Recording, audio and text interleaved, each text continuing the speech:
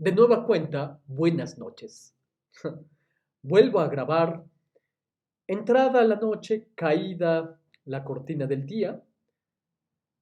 No es tan tarde como la primera videoconferencia que gesté para ustedes para iniciar este curso, pero ya ha caído la noche. Vuelvo a intentar fulgurar un reconocimiento.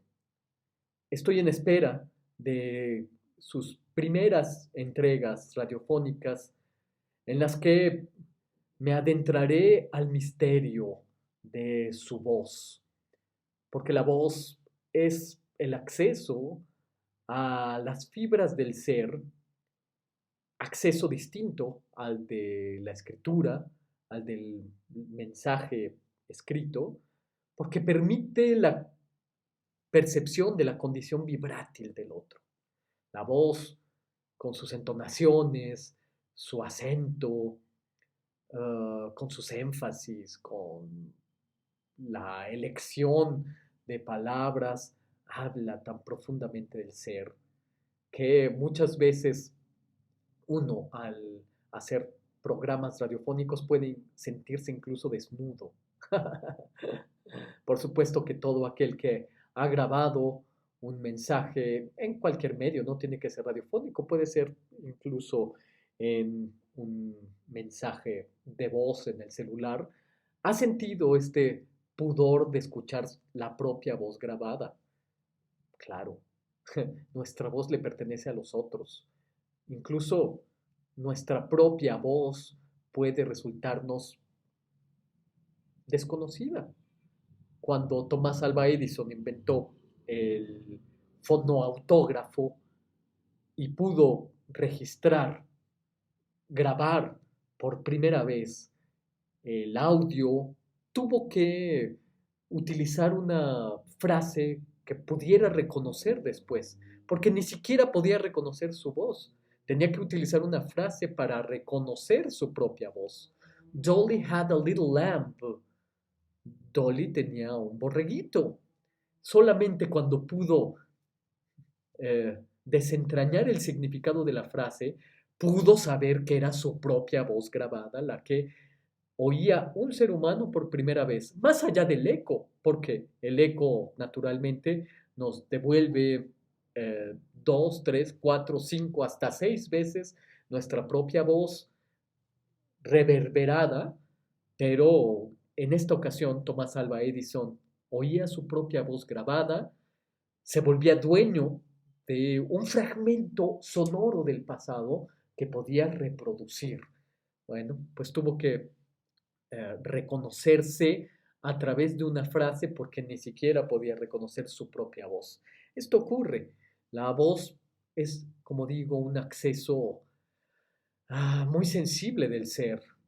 Eh, la cualidad vibrátil del ser a través de su voz nos habla de las pulsaciones internas. Es desde luego muy evidente cuando alguien a través de la voz tiene miedo, está nervioso, está cómodo, es dueño de un tema o no. Es muy evidente a través de la voz. Hace algunas décadas, 40, los 50 también, hubo una, bueno, todavía 60 y 70 había prácticas de este tipo, hubo una afición muy particular de gente que construía sus radiotransmisores completamente hechos en casa, hechizos, y se embarcaba para aislarse durante algún tiempo, por ejemplo en una isla, esto lo hacían daneses, finlandeses, noruegos, y desde una isla comenzaban a arrojar mensajes radiotransmitidos. Les he comentado que la radiotransmisión, pues casi siempre está, por lo menos en México, en el borde de la legalidad. El espacio radiofónico le pertenece al Estado, de modo que si uno construye su propio radiotransmisor y se pone a arrojar mensajes, uno pues entra en el muy atractivo borde de la legalidad o de la ilegalidad. Por eso la radio comunitaria de la que hablamos en la ocasión anterior, en la clase presencial. Eh, y entonces, pues esa es la condición de la radiotransmisión en México, siempre está al borde de la legalidad o la ilegalidad. Pero lo que hacían estos aficionados a la radiotransmisión era someterse a el aislamiento para, a través de la radiotransmisión, comunicar sus estados interiores.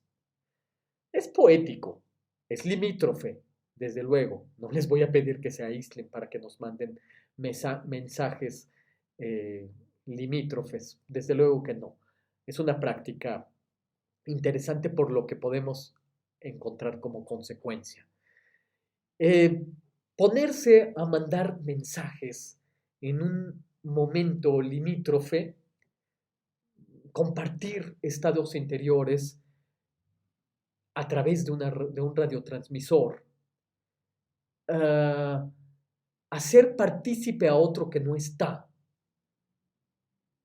mandar mensajes radiotransmitidos que se vuelven equivalentes a un mensaje en una botella, hizo dueños a estos amantes de la radiotransmisor de su comunicación. Volvernos dueños de nuestros medios de comunicación es lo que hacemos con los medios digitales.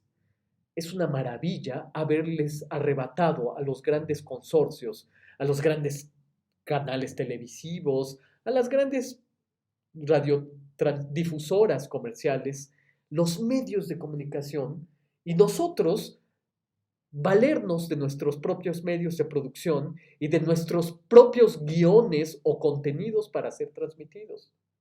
Por supuesto que ahí hay una oportunidad extraordinaria, bien o mal aprovechada. Ahí tendríamos que hacer un balance, desde luego, pero lo que resulta muy hermoso es que nos volvamos dueños de nuestros medios de comunicación, como hicieron estos amantes de la radiotransmisión en estas condiciones limítrofes. Nosotros no estamos aislados en una isla en condiciones de naufragio, pero sin duda sí estamos confinados en una situación inédita para la humanidad y podemos lanzar mensajes a través de los medios digitales. Qué bello, ¿no? Estamos quizás en una condición un poco menos limítrofe que la de un náufrago, pero sin duda estos medios digitales nos ofrecen la oportunidad extraordinaria de volvernos dueños de nuestra comunicación, dueños de nuestros medios comunicativos. Hace eh, 30, 40 años era impensable lanzar al espacio público un mensaje que no fuera financiado y producido por grandes consorcios. Ahora podemos hacerlo así. Puedo grabar mi clase para la Facultad de Filosofía y Letras y emular a un aficionado a la radio limítrofe de islas desiertas, someterme a escaseces, someterme a un estado emocional límite para hacérselos, para compartírselos. Y miren, se oyen los tamales allá afuera. Otra, otra forma de la comunicación y de la grabación, que además todos tienen que utilizar esa grabación, ¿no? Eh, Podrán darse cuenta, por lo tanto, que no es tan tarde como la otra vez. La otra vez grabé ya cuando ni siquiera los de los tamales oaxaqueños pasaban por las inmediaciones. Esta clase, con esta introducción larga, será en la que los presente a la figura del narrador a través de Walter Benjamin. Y lo voy a hacer a través de un dibujo cuya función es pedagógica. Lo voy a hacer en unos minutos. Voy a dejar que crezca en ustedes la intención, las ganas de conocer a esta figura del narrador. Entre tanto voy a seguir hablándoles de cortocircuitos, de ritmos, de significados, de gestos, de momentos inauditos, en una palabra, del tema de las luciérnagas que hemos tomado del teórico, historiador del arte, curador de exposiciones, George T.D. Uberman, con su libro Supervivencia de las luciérnagas. En la ocasión anterior, vamos a hacer un brevísimo memento, un recordatorio. Hablamos acerca del resplandor de las luciérnagas, las relacionamos con las almas bellas goetheanas, es decir, las que buscan la empatía, el reconocimiento y la figura de la inocencia, el loco de la carta del tarot. Luciérnaga, alma bella y loco del tarot tenían como un denominador que oponían un fulgor inocente al universo bien iluminado de los reflectores. Para que el fulgor de la luciérnaga sea evidente, se necesita un trasfondo oscuro, de modo no habría ni siquiera posibilidad remota de percibir el resplandor de la luciérnaga. Requerimos un fondo oscuro, uh, un fondo propicio para que nuestro resplandor sea percibido por otra luciérnaga, porque además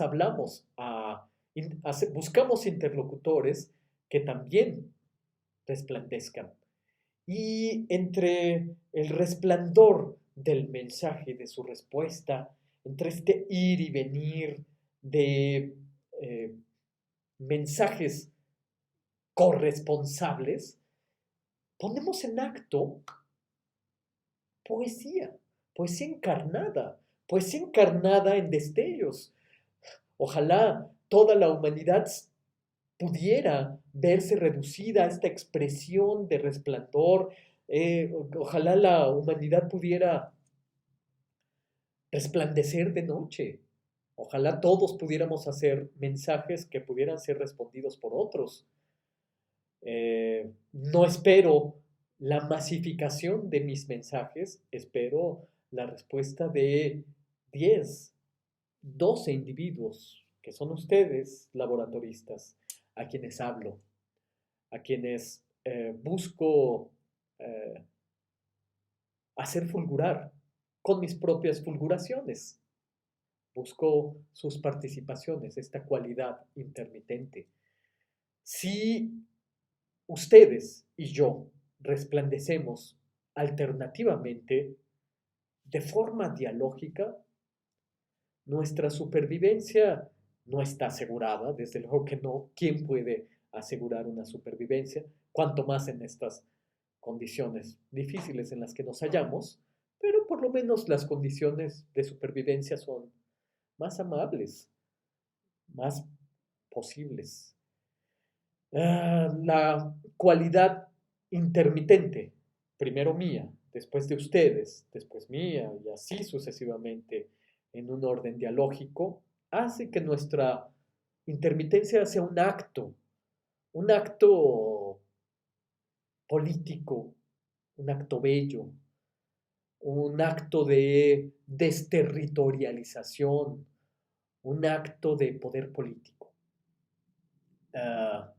Desterritorialización en la medida en que le quitamos el territorio a las grandes productoras.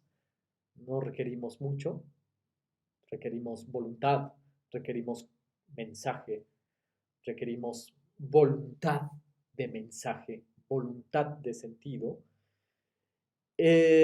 Y acto político. Me estarán diciendo, ¿por qué político? Pues porque me refiero a lo político como un poder constituyente, no como un poder constituido. Y aquí me hago eco de algunas ideas muy bien desarrolladas, sobre todo por Gruner. Gruner habla precisamente de esta cualidad de lo político como la cualidad de constituir. no de algo constituido. Quien funda su propio partido político lo fundamenta a partir de unas reglas muy bien establecidas, unas reglas de juego establecidas, que llamamos leyes, que llamamos códigos. Nosotros en lo político, no en la política, lo político, establecemos nuestras propias reglas de juego, nuestras propias configuraciones. Por lo tanto, somos constituyentes. Constituyentes y no constituidos. Eso es el asunto de lo político y nuestro acto es político.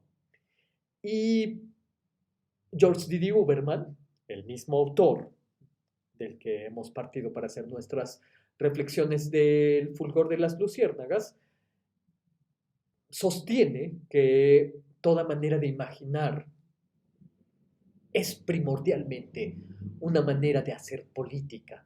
Toda imaginación es política, dice George D. Uberman. Por supuesto que al momento de urdir nuestros guiones radiofónicos estamos utilizando la potencia imaginativa. En muchos sentidos, ya hablaremos en qué sentidos es imaginativa nuestra labor de escritores de guiones radiofónicos. Toda imaginación es política, dice George D. Uberman. Es política nuestra elección de palabras, nuestra elección lingüística, sintagmática, nuestro énfasis, nuestros acentos, todo lo que digamos, en menor o mayor medida, tiene una repercusión en el espacio público.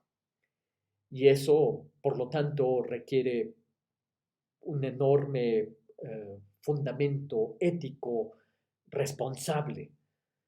Todo lo que digamos tiene un efecto en el espacio público. Cada vez que tomamos la palabra, alguien nos oirá, acordará con nosotros o podrá establecer un desacuerdo, pero no podrá permanecer sin respuesta, sin efecto. Es como si una palabra fuera arrojada a un estanque y el estanque, al caer en el estanque, la palabra fuera produciendo ondas expansivas.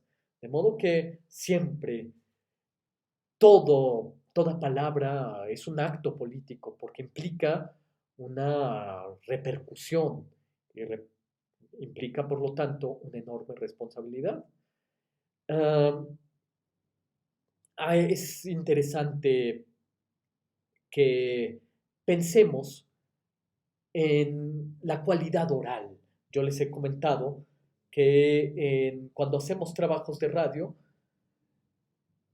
estamos fundamentalmente pensando en cuatro estamentos. Primero, el estamento de cómo eh, escribimos nuestros ensayos radiofónicos. Dos, cómo los interpretamos, cómo los leemos. La radio es un acto de la palabra hablada, no de la palabra escrita, por lo tanto implica el conocimiento de la voz, del énfasis, de los signos de exclamación sonoros. Implica ese conocimiento, implica un conocimiento performático de la lectura de nuestros textos, primer estamento en relación con el segundo. El tercero de los estamentos es cómo producimos un programa de radio, cómo se realiza, de qué partes consta un programa radiofónico, porque un programa radiofónico, como un libro, tiene partes. El libro tiene un prólogo, un prefacio, un estudio introductorio, cuántos capítulos desee el autor o el editor, mejor dicho, que es el que termina tomando las decisiones, un epílogo, conclusión, epílogo, palabras de despedida, apéndices, índices onomásticos, en fin, todas las partes de un libro. Pues lo mismo tiene un programa de radio. También tiene su introducción, también tiene sus capítulos, también tiene sus epílogos, sus introducciones, sus preámbulos, sus introitos, en fin, todas las partes de un programa de radio. Y la cuarta es cómo se recibe el programa de radio, cómo se interpreta. Y desprendido de esta cuarta consideración de los programas radiofónicos, la interpretación está cómo se responde, que es algo fundamental. Pero quedémonos, estos cuatro temas los estaremos desarrollando alternativamente y exhaustivamente a lo largo de nuestro semestre de 3 meses y medio. Quedémonos por un momento en cómo escribir un texto radiofónico, el primer estamento. ¿Cómo se escriben los guiones radiofónicos? Hay muchos libros cuyas recetas no nos sirven. La forma escritural que he pedido para su primera participación, su primera entrega, es la de un ensayo radiofónico.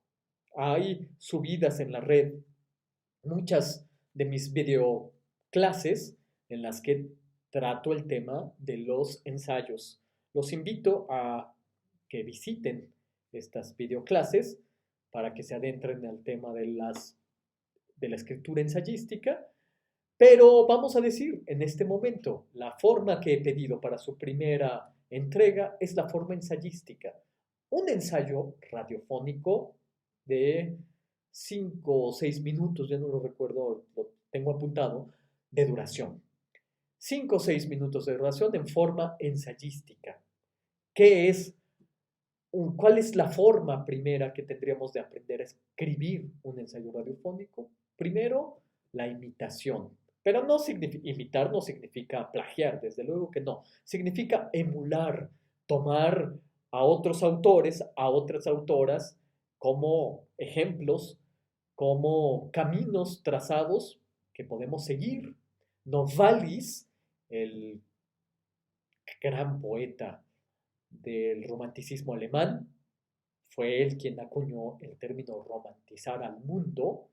Ya podemos hablar acerca de esto en otro momento. Novalis, en un libro incompleto, casi todas las escrituras de Novalis quedaron incompletas, él murió muy joven, su única obra acabada fueron un ciclo de poesías, Los himnos de la noche, pero en uno de estos libros inconclusos, la enciclopedia, que es para mí un desvelo apasionante, dice algo que he memorizado y que me gusta transmitirle a mis estudiantes. Porque dice Novalis en su enciclopedia, se estudian sistemas extraños para encontrar el propio sistema. Se estudian las formas que tienen de escribir otros autores para encontrar la propia forma de la escritura. Se estudia a otros artistas, en mi caso como pintor, como dibujante, para encontrar mi propia voz pictórica.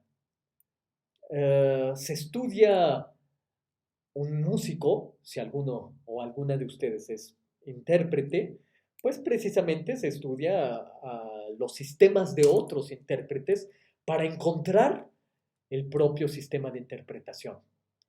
Decía otro poeta, grabador, pintor, profeta, William Blake, en inglés, decía, ¿debo crear mi propio sistema o esclavizarme al de otro hombre? Es interesante, es una idea semejante a la trazada por Novalis de se estudian sistemas extraños para encontrar el propio sistema. ¿Debo crear mi propio sistema, decía Blake, o esclavizarme al de otro hombre? Pues aquí lo que buscamos no es que ustedes no se esclavicen al sistema de nadie, ni siquiera el mío. A lo largo del semestre yo les doy muchos ejemplos propios, pero son ejemplos. Estúdienme para encontrar su propio sistema de escritura. Eh, Sergio Pitol, el gran novelista, traductor, autor de este libro extraordinario que es El Mago de Viena, decía con mucha razón en sus talleres literarios que aprender a escribir es subirse al tren de otro autor, el de los sistemas extraños, y que en un momento de este viaje en tren del otro, uno salta del tren, salta del vagón. Este salto es donde se encuentra la propia voz, ese momento en el que uno mismo determina dónde dar un salto. Claro, uno se sube a hombros de gigantes, para utilizar la formulación clásica. Uno se sube a hombros de gigantes, pero en un momento dado uno da su propio salto personalizador, donde se encuentra la individualización. Eh, el otro, la otra autora, el otro estudioso, el otro que escribe guiones radiofónicos, que escribe sus ensayos, es un estímulo para mí. Pero el otro tiene su propio sistema. Aquí el asunto será estudiar de forma tan profunda y continuada los sistemas de los otros que llegue un momento donde podamos determinar dónde puede enclavarse nuestra propia voz, nuestra propia contribución. Es desde luego un acto recíproco. Uno estudia las genealogías, uno asume influencias, uno debe encontrar maestros por todas partes. Oh, pobres de aquellos que no encuentran a muchos maestros. Todos deben fungir como maestros en esta búsqueda de la individuación.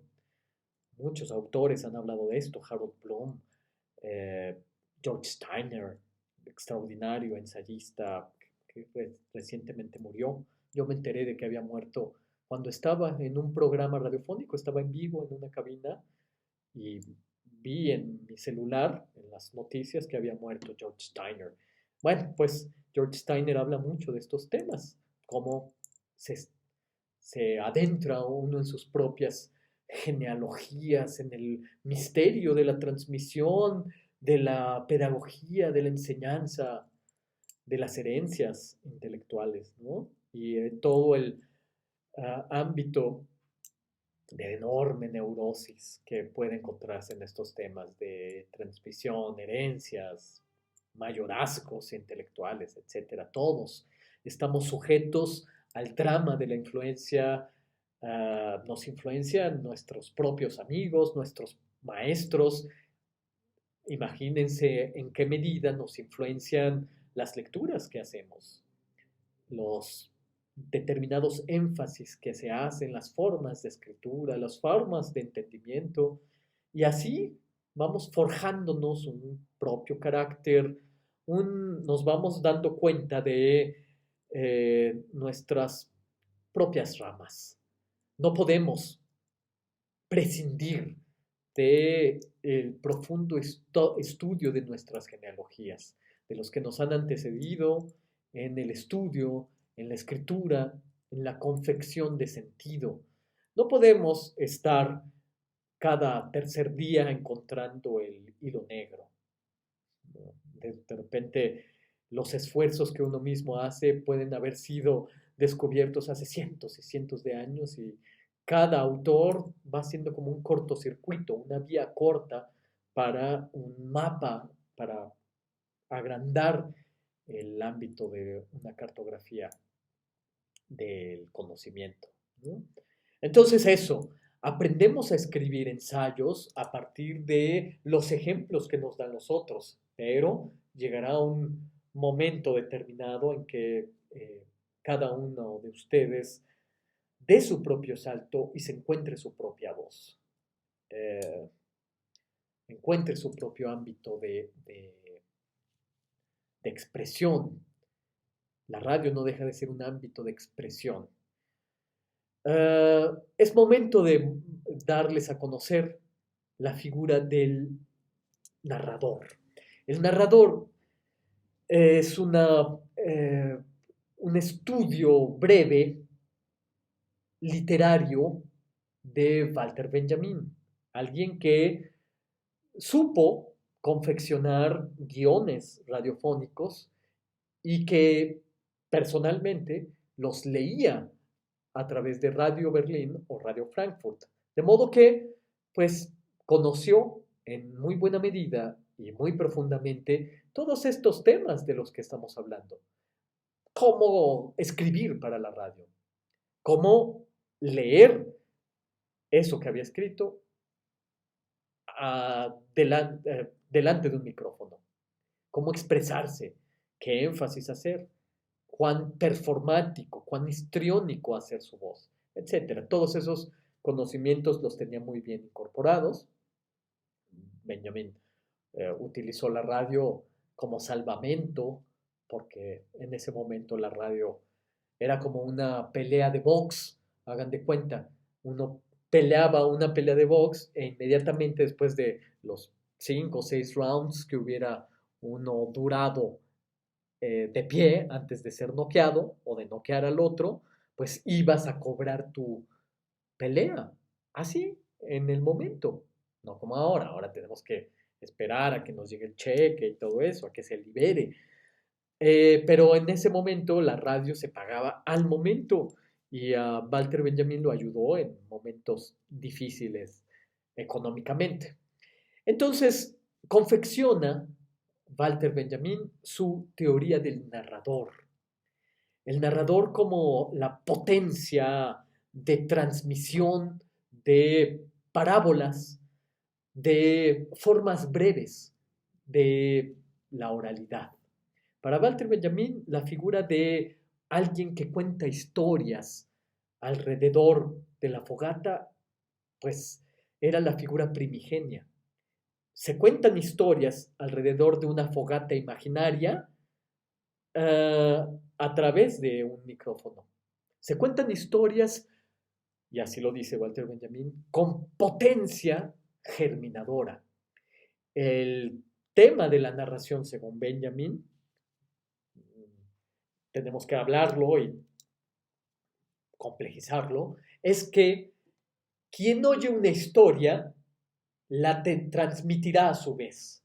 Hay que inocular en el otro el afán de que esto que yo he contado se transmita a su vez a otros tantos escuchas, a otros tantos seres humanos que en tribu se ponen alrededor de la fogata o alrededor de la bocina de la radio. Este poder germinador es el poder precisamente del narrador. Hagan de cuenta que para Walter Benjamin, alguien que contara muy bien los chistes sería un muy buen narrador.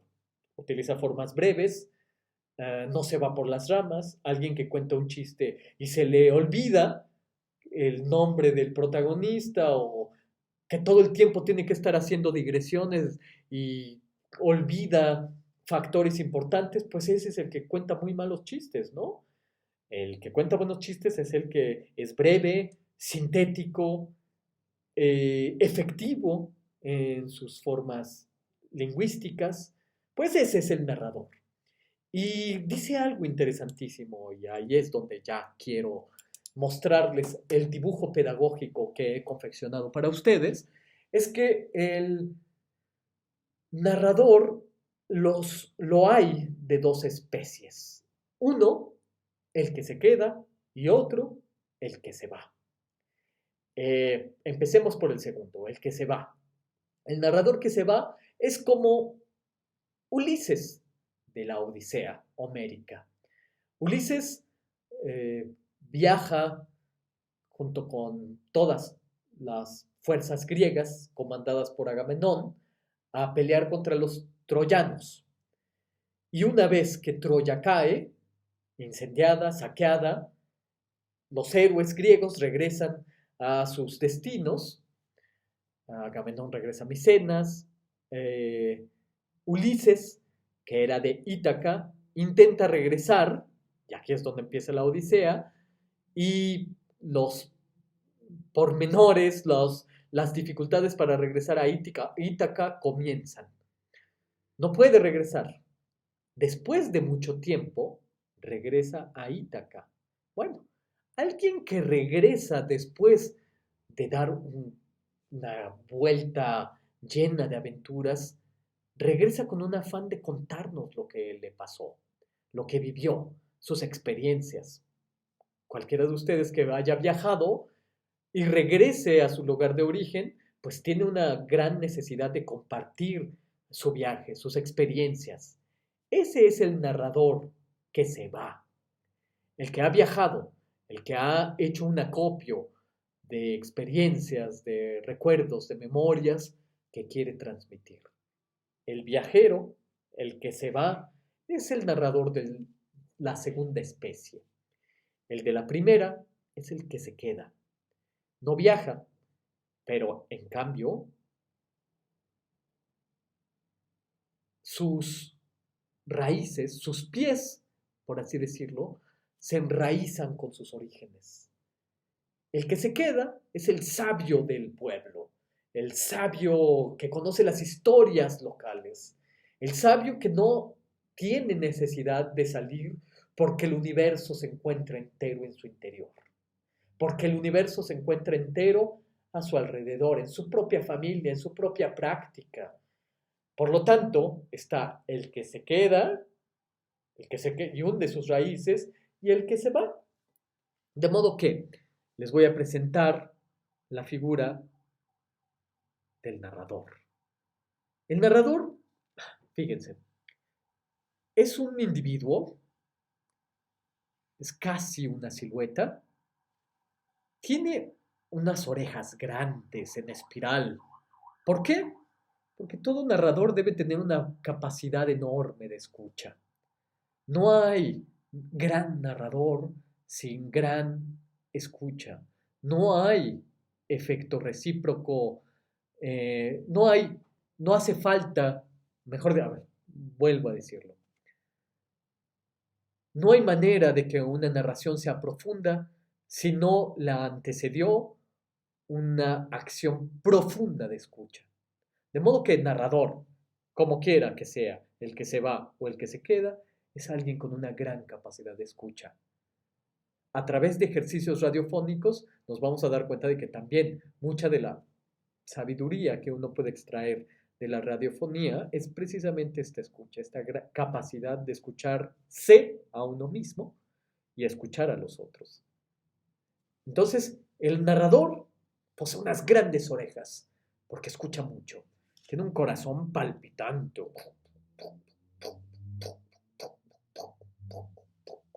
No hay gran narrador sin un gran corazón palpitante. ¿Y saben qué? Tiene un gran vientre preñado de sentidos. Está preñado. Y bueno, pues es un andrógino. Uh, tiene por brazos raíces. Tiene por piernas raíces. Tiene por huesos raíces.